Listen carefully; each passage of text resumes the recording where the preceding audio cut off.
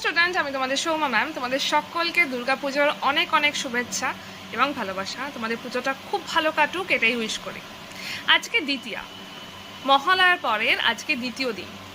মহালয়া থেকে শুরু করে একেবারে মহালয়াটা যখন পিতৃপক্ষ শেষ হচ্ছে, তারপর যখন মাতৃপক্ষ শুরু হচ্ছে, প্রথমা থেকে দশমী পর্যন্ত মা 9টা রূপে পূজিত হন।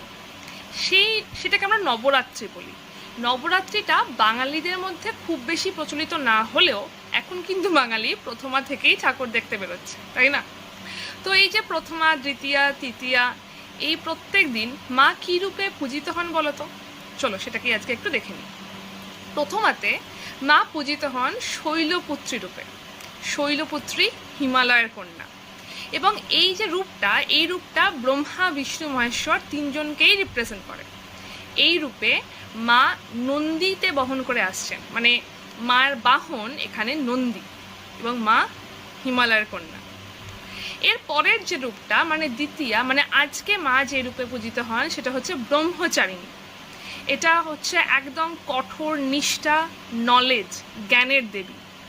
এক্ষেত্রে মা কিন্তু, মার কোনো বাহন নেই, মা খালি পায়ে আসছেন এবং মা একটা কুমণ্ডল ধারণ করেছেন, তার সাথে রুদ্রাক্ষের মালা। এই ধরনেরই আরও ছোট ছোট ইন্টারেস্টিং ফ্যাক্ট নিয়ে আমি প্রত্যেক দিন তোমাদেরকে একটা শর্টস দেবো, তাই অবশ্যই ভাবে এই চ্যানেলটাকে সাবস্ক্রাইব করে রেখো।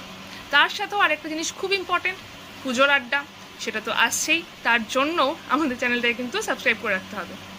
আরেকটা কথা না বললেই নয়, কারণ পড়াই তো, পরীক্ষাটাও চলে আসছে, পুজোর পরেই পরীক্ষা, তাই পুজোর পরেই পরীক্ষা আছে, কিন্তু সেটাকেও মাথায় রেখো এবং প্রত্যেক দিন একটুখানি হলেও পড়ো। যদি মনে করো যে কোনো ব্যাচে জয়েন করতে চাও, আমাদের হেল্প লাগবে, তাহলে এখন অনেকটা ডিসকাউন্ট চলছে, সেটাকেও খেয়াল রাখতে পারো।